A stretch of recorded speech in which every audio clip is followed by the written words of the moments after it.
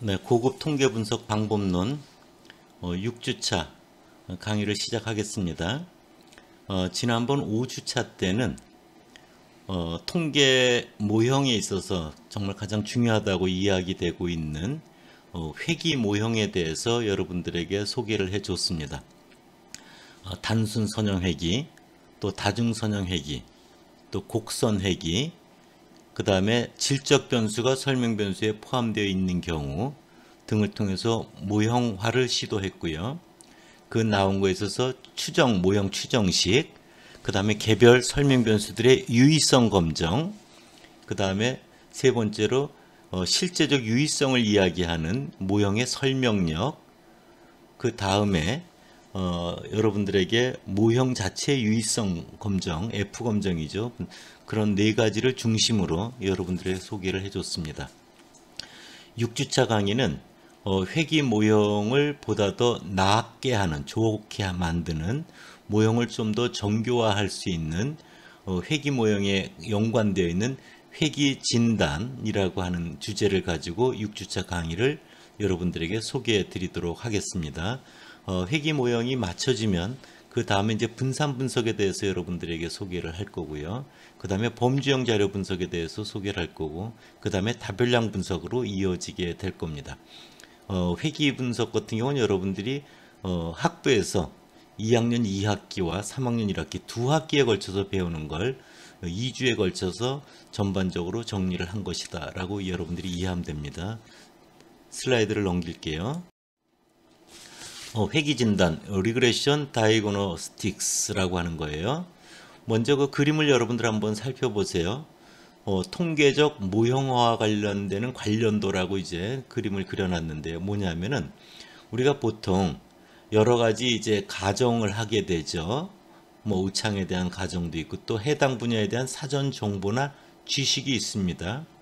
그런 걸 통해서 광고비는 매출액에 선형적으로 통계적으로 유의한 영향을 줄 것 같다 해서 그런 여러 가지를 종합화해서 모형을 설정을 합니다. 그래서 회귀 모형을 설정한 거죠. 설정된 모형에 대해서 개별적인 희생이 최소화되도록 즉 오차 제곱이 합이 최소가 되도록 최소 제곱법에 의해서 모형을 적합을 시켰죠. 피팅. 그래서 적합된 모형 y 햇이 나온 거죠. y 햇은 알파 햇 플러스 베타 1 햇 x1 플러스 해서 점점점 베타 p 햇 xp 햇 이렇게 모형을 적합을 한 거죠. 그래서 추정이라고는 회귀계수도 추정을 하고요. 그 회귀계수가 유의한가 검증도 해봤고요. 그렇게 우리가 적합된 모형을 이제 우측에 적합 모형이라고 하는 겁니다. 그러나 이런 적합된 모형에 어떤 특이값 같은 것들이 있어서 그런 자료에 대해서는 회귀 직선으로 적합한 게 좀 무리스럽지 않았느냐, 뭐 이런 것들이 이제 생각이 될 수 있지 않겠어요? 그래서 모형이 제대로 되었는지를 우리가 잘 살펴보자 하는 게 화살 표시에 거꾸로 오는 오른쪽에서 왼쪽으로 오는 아랫단의 비판이라고 하는 겁니다. 그래서 비판 그럼 좀 이상하지만 모형이 제대로 되었느냐의 문제를 검토해 보는 것, 이렇게 여러분들 생각하면 됩니다. 그래서 모형 진단이라고 하는 것은 모형이 제대로 되었는지를 잘 살펴보자 이런 거고요. 그 모형이 바로 회귀 모형인 경우 우리는 그것을 회귀 진단이라고 하는 표현을 씁니다. 그래서 모형이 제대로 되었는지를 보고 또 모형이 안정적인 모형인가 이런 것도 살펴보고 등등을 여러분들한테 소개를 하게 될 텐데요. 그 대표적인 회귀 진단의 기법이 잔차 분석, 원래값 y값에서 예측값 y햇을 뺀 게 그 찌꺼기, 그게 잔차잖아요. 그래서 잔차들을 분석해보고, 그 다음에 개별 개체들이 예를 들어서 1000개 자료를 가지고서 회귀 모형을 했는데 개체 하나에 의해서 회귀식이 이렇게 흔들리면은 되게 그 모형의 결과가 안정성이 없는 거잖아요. 그래서 그런 개별 개체들이 가지고 있는 영향력 이런 것들을 검토해 보는 것도 하나가 있고요. 또 하나는 회귀 분석에서 절대 놓쳐서는 안 되는 게 다중공선성이라고 하는 문제입니다. 그래서 그 다중공선성이라고 하는 건 어떤 내용을 담고 있는지는 뒤에서 이야기를 할게요. 그래서 잔차 분석, 영향력 진단, 다중공선성 검토, 이 세 가지가 회귀 진단의 핵심이다. 이렇게 여러분들이 생각을 해주시면 됩니다. 다음 페이지로 가볼게요.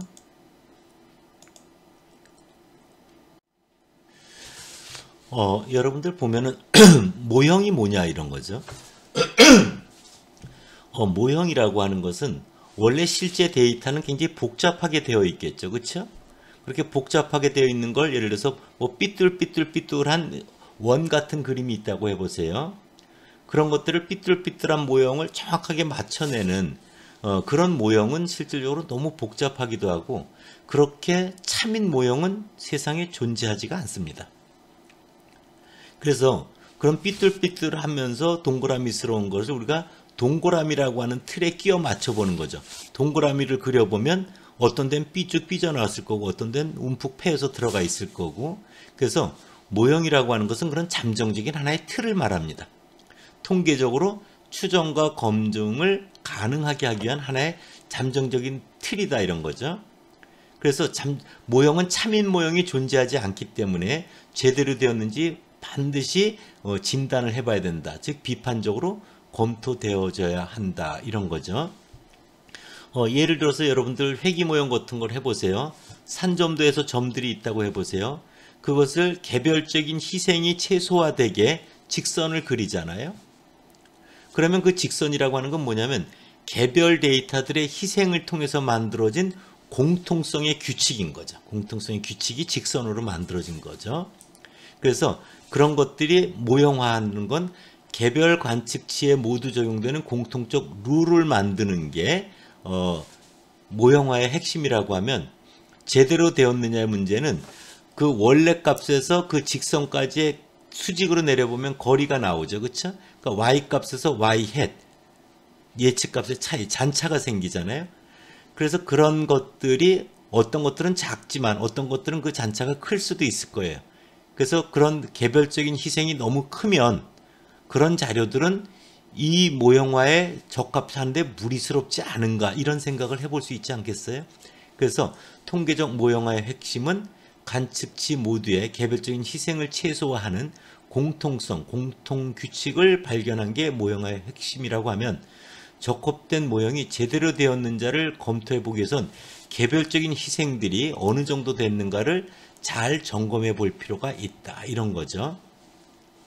그래서 모형 적합이 개별 데이터를 종합하는 과정, 즉 데이터를 잠정적인 틀에 이렇게 끼워 맞춘 거죠. 모형 비판은 사례 각각이 희생된 정도를 떼어내서 개별화시키는 반대 방향의 과정이다. 이런 거죠. 그래서 앞에 관련돼서 아랫부분 모형 비판을 모형이 제대로 되었느냐를 살펴보는 모형 진단이라고 하고 그 모형이 회귀 모형인 경우 모형 비판을 회귀 진단이라고 한다. 이런 겁니다. 거기에는 앞 슬라이드에서도 얘기를 했지만 잔차 분석, 영향력 진단, 다중공선성 검토 등을 포함하고 있다. 각각에 대한 내용을 하나하나 살펴보게 될 겁니다. 모형이 제대로 되었는지를 살펴보는 것은 참이 아니기 때문에 우리가 비판을 하는 것입니다. 이 세상에 존재하는 모든 모형이 다 그렇습니다. 예를 들어서 보세요. 우리나라 경제를 설명할 수 있는 모형을 만들었다고 해보세요. 거기에 연관된 변수를 50개를 고려해서 만들었다고 해보세요. 50개의 변수를 가지고 우리나라 경제 현상을 완벽하게 100% 설명할 수 있습니까? 그렇지 않거든요. 그런 모형은 존재하지 않거든요.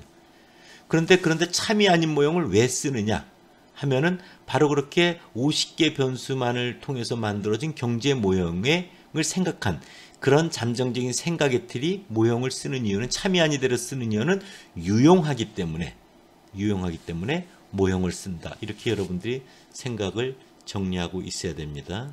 다음 페이지로 가볼게요. 이런 모형이 제대로 되었느냐를 살펴보는 것 중에 첫 번째가 이제 잔차 분석이라고 하는 겁니다. Residual Analysis라고 하는 건데요. 이런 잔차들은 우리가 회귀 모형이라고 하는 게 이제 이런 걸 얘기를 하잖아요. 뭐 yi는 알파 플러스 베타 1 x1 플러스에서 베타 p xp 플러스 오차항 이러죠. 그래서 x가 주어져 있을 때 y라고 하는 것이 확률 변수고 오차항이라고 하는 것이 이제 확률 변수잖아요. 그래서 오차항에 대해서 이것은 뭐 정규분포를 따른다. 또는 자료는 독립적으로 얻어졌다. 독립성. 또는 우리가 이제 그 오창에 대해서 이제 그런 여러 가지 몇 가지의 가정을 우리가 합니다. 동일한 분포에서 얻어졌다. 동일한 분산, 등분산을 갖는다. 또 독립성, 자료들은 개별적으로. 이런 것들의 그 가정들을 가지고 있는데요. 이런 가정 하에 회귀 모형을 수행했는데 그런 가정들이 과연 제대로 된 타당성을 갖고 있는 거냐. 그런 것들을 이 잔차 분석을 통해서 하나하나 설명할 수 있습니다. 그래서 다중회귀 모형, 설명 변수가 K개가 있다는 K개의 변수로 다 설명할 수 없으나 모형은 유용하기 때문에 쓴다 그랬잖아요. 그래서 모형을 적합한 식, 개별 데이터들의 공통성은 많은 개별 데이터들의 희생을 통해서 되었다. 그래서 개별 데이터들이 얼마나 희생되었느냐. 그 개별적인 희생 정도, 그것을 레지듀얼 잔차라고 하는 거예요. 그래서 그것이 개별성이 너무 크면 그런 데이터들은 그 모형에 적합시키는데 무리스러웠다. 이렇게 볼 수 있는 거죠. 그래서 개별성의 잔차는 원잔차가 원래 잔차죠. EI라고 하는 건데 이거는 자기 YI 값, 반응값에서 예측값, 직선에 의해서 구한 값이죠. YI hat 이것이 이제 찌꺼기 잔차입니다. 그래서 잔차라고 하는 것은 그렇게 이제 뭐 정규분포를 따르고 평균이 0이고 이제 분산이 그런 형태로 이제 유도가 돼 나옵니다. 근데 원잔차는요. 이것이 센티미터일 때하고 미터일 때하고 크기가 완전 달라지죠. 그래서 여러분들은 원잔차는 이렇게 반응 변수 척도, 스케일에 의존하기 때문에 거의 사용 안 합니다. 그래서 그런 척도에 무관한 표준화 잔차를 이용합니다. 그런데 그 표준화 잔차는 두 가지가 있거든요. 하나가 내 표준 잔차라는 게 있어요. RI. 또 외 표준 잔차라는 게 있습니다. 보면은 내 표준 잔차라는 건 이런 거잖아요. 원잔차 EI를 그것의 표준 편차로 나누어 준 겁니다. 근데 이것은 정확한 분포가 무엇을 따르는지 알려져 있지 않습니다. 왜냐하면 분모하고 분자가 서로 독립이 돼야 되는데 그렇게 되지가 않습니다. 왜냐하면 분모의 시그마 표준 편차를 구할 때 있는 자료가 10개라면 10개를 다 이용해서 구한 거거든요. 그러니까 잔차 EI라고 하는 것은 그 10개를 다 이용해서 구한 우리가 모형식에서의 잔차이기 때문에 분모 분자가 독립일 수가 없는데 외 표준 잔차는 이런 거예요. 그 i번째 잔차를 구할 때 i번째 자료는 빼면 나머지 자료가 n-1개가 있지 않겠어요? 그거를 가지고 회귀 모형을 구합니다. 그걸 가지고 오차항 분산의 추정치도 구해요. 그것을 분모에 두고 그 다음에 분자는 그 i번째 자료를 제외하고 구한 모형식에 집어넣었을 때 잔차가 되는 거죠. 그렇기 때문에 분모 분자가 독립이 됩니다. 그래서 이럴 경우는 정확하게 T분포를 따르게 됩니다. 그래서 이론적으로는 대단히 훌륭하죠. 그러나 자료가 1000개가 있다고 하면 뭐예요? 첫 번째 자료 빼고 회귀식 구하고 두 번째 자료 빼고 또 회귀식 구하고 1000개면 1000번을 그 일을 해야 되잖아요. 그러니까 굉장히 시간이 많이 소요되는 거죠. 그러니까 데이터 사이즈가 크다든지 옛날 같은 컴퓨팅 관점에서는 외 표준 잔차는 이론적으로 좋지만 쓰기가 어려웠던 거죠. 그래서 주로 예전에 이제 내 표준 잔차를 많이 우리가 그것이 일반적으로 말하는 표준 잔차라고 얘기하는 거거든요. 그래서 잔차는 원래 값에서 예측 값을 뺀 것인데 원잔차는 스케일에 의존해서 잘 사용하지 않고 표준 잔차를 이용한다. 그렇게 여러분들이 꼭 기억하면 되고 외 표준 잔차가 이론적으로는 정확한 T분포를 따라서 굉장히 유리하지만 각 하나하나 자료를 빼고 새롭게 회귀식을 구해서 외 표준 잔차를 계산하기 때문에 시간적으로는 굉장히 많이 소요된다. 그러니까 기업에서 예를 들어서 기업에 있는 자료 뭐 수천만 건 이런 빅데이터를 분석을 할 때는 이런 외 표준 잔차 이런 것들은 굉장히 시간이 많이 소요될 수가 있는 거죠. 다음 페이지로 넘어가겠습니다. 그 잔차 그림을 한번 보세요. 거기에 맨 위에 그림입니다. X 표시되어 있는 게 원래 자료값이에요. 그것을 직선으로 이렇게 예측을 하면요. 직선으로 예측하면 그 직선에서 X 표시된 자료에서 이제 선을 내려보면은 그 잔차가 생기잖아요. 찌꺼기. 그런 것들을 그려보면 우측 그림이 나옵니다. 그래서 우측 그림과 같이 됐다고 했을 땐 그 자료들을 직선의 자료 구조라기보다는 곡선 형태로 우리가 모형화를 하는 게 훨씬 현명하다. 라는 선형성이 위배됐다라고 하는 비선형성을 이런 잔차 그림을 통해서 확인해 볼 수가 있죠. 또 하나를 보면은 x값들이 우측으로 갈수록 이렇게 퍼져나가는 게 보이죠? 여러분들 보면. 그래서 분산이 이렇게 등분산을 유지하고 있지 않고 이분산을 유지하고 있다라는 걸 알 수 있는. 그러니까 저 i의 시그마 제곱이 아니라 시그마 i 제곱이 되는 거죠. 그래서 그런 특징이 있어서 이분산성을 가지고 있기 때문에 분산을 안정화시켜서 모형화를 할 필요가 있다. 뭐 이런 걸 여러분들도 생각할 수가 있습니다. 그 다음 세 번째 그림을 보면요. 하나가 플러스 잔차가 마이너스 플러스 마이너스 플러스 마이너스 이렇게 되죠. 그쵸? 그래서 그 다음은 플러스로 갈 거라는 걸 여러분들 알 수 있을 거예요. 그래서 그런 것들을 이렇게 그려보면 이제 우측 그림과 같은 형태가 있는 거죠. 이거는 뭐냐면은 자료가 주식 같은 경우 삼성전자 주식이라고 생각해 보세요. 어제 주가가 오늘 주가에 영향을 줍니다. 또 오늘 주가가 내일 주가에 영향을 줄 거예요. 그래서 주가라고 하는 YT, 시간이 흘러감에 따라 얻어지는 자료가 되는 거죠. 그런 걸 시계열 자료라고 하는데요. 그런 시계열 자료는 바로 자기 계열, 자기 YT라고 하는 T는 뭐 시점 1, 시점 2, 시점 이런 거죠. 삼성전자 일별 그 자료다 이렇게 생각해 보면 이해가 가능할 거예요.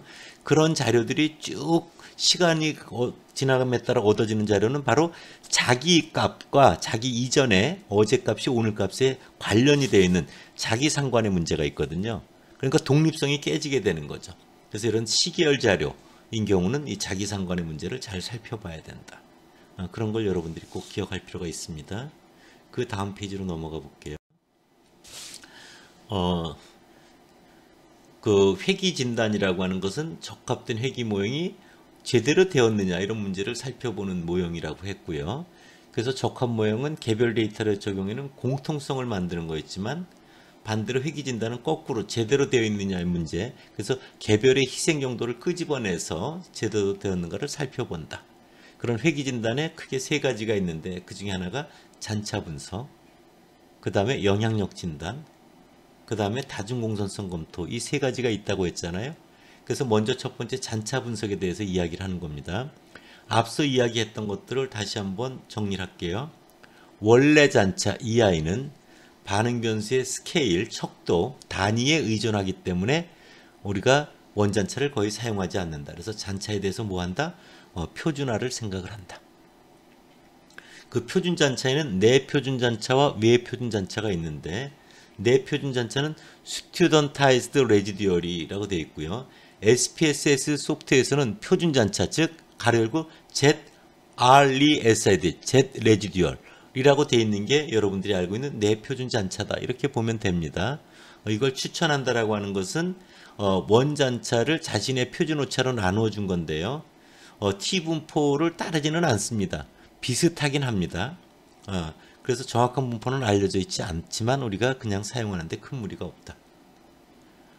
그 다음에 외표준 잔차라고 하는 게 있는데 이것은 SPSS에서는 스튜던트화된 삭제 잔차라는 게 있어요. SD 레지듀얼이라고 되어 있는 게 있어요. 그래서 이것은 i번째 잔차를 계산할 때 i번째 관측치를 빼고 즉 n-1개 관측치를 가지고 회귀 모형을 구해요. 그랬을 때 오차항 분산에 대한 추정치가 MSE로 나오잖아요. 그것을 분자에 두고 그 다음에 분모에 두고 분자에 이제 i번째 자료를 제외한 회귀식에 집어넣어서 예측값을 구하면은 yi-y-i, ei라고 하는 잔차가 생기지 않겠어요? 그래서 그것을 이제 우리가 외표준 잔차는 그렇게 할 경우 분모 분자가 독립이 돼서 정확하게 T분포를 따르게 된다. 그래서 굉장히 이론적인 관점에서 좋으나 시간이 많이 걸리는 단점이 있다. 그래서 여러분들 SPS에서 Z 레지듀얼을 주로 여러분들 유심히 좀 볼 필요가 있습니다. 그럼 이런 잔차 분석은 무엇을 하는데 이용하려고 이것을 했느냐? 답을 말할게요. 특이값을 검출하는데 이용하고자 하는 겁니다. 특이점을 검출하는데 즉 아웃라이어라고 하는 거죠. 원래 대부분의 여러분들 분석에서 보면요. 특이값이 있는 경우는 그 특이값을 포함해서 분석을 할 때는 결과가 특이점에 이렇게 끌려가는 경향이 있잖아요. 그래서 일반적으로 특이점은 분석에 있어서 악영향을 주는 게 특징입니다. 그래서 여러분들 이 특이점들은 굉장히 자료 분석에서 중요하게 여러분들이 다뤄야 되는데요. 그래서 이렇게 개별적인 희생이 yi에서 y를 뺀 그 차이가 너무 크면 모형을 적합하는데 무리가 간 거 아니냐. 그래서 특이값으로 생각하는 겁니다. 특이값은 한 개가 존재하는 경우도 있고요. 또는 여러 개가 같이 존재하는 경우도 있습니다.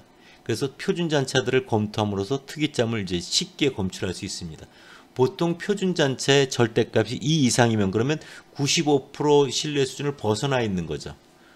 또는 뭐 3 이상이면 매우 큰 잔차가 되는 거죠. 그래서 그런 특이값이 2 이상 또는 3 이상이면 이건 특이값으로 우리가 판정을 합니다. 특히 외 표준잔차를 사용하면 정확한 T분포에 근거한 통계적 추론이 가능하다는 장점은 있는 거죠. 그럼 이렇게 잔차 분석은 왜 하느냐? 특이점을 검출하기 위해서 한다. 또 모형의 타당성을 검토해 보기 위해서 앞에 그림을 본 적도 있습니다. 그럼 여기서 이제 그럼 이런 특이점이 나오면 우리가 이걸 어떻게 해야 될까? 이런 거죠. 즉 데이터 중에 말썽꾸러기가 발견된 거예요. 이것을 어떻게 하는 게 좋으냐 하는 문제가 되는 겁니다. 그래서 일반적으로 거기 보면 특이점은 분석에 악영향을 주는 경우가 많다. 그러나 그 특이점이 꼭 버리는 것만이 옳은 것은 아닙니다. 뭐냐 하면은 이 데이터가 특이점은 자료를 입력하는 데 발생하는 오류일 수도 있어요. 그런 건 이제 고쳐 놓으면 됩니다. 근데 올해 코로나 사태 같은 걸 한번 생각해 보세요. 해외 여행자 수 이런 게 과거에 비해서 뭐 비교가 안 될 정도로 떨어져 있지 않겠어요? 이게 엄청나게 특이한 거죠. 그래서 이런 특이한 정보를 가지고 있을 수도 있거든요.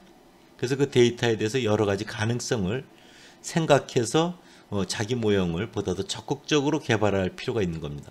그럼 그런 특이한 그 값에 특이한 정보가 있을 경우는 이런 거죠. 개입 효과라고 하는 게 있습니다. 인터벤션 어널리시스라고 하는 게 있는데요. 개입 분석. 그래서 그런 특이한 임팩이 있을 때 분석을 위한 그런 방법들이 또 따로 개발되어 있습니다. 그래서 그런 거를 고려해 볼 수도 있다. 그런 이야기를 여러분들에게 하는 겁니다. 네, 일단 1교시를 여기서 마치겠습니다.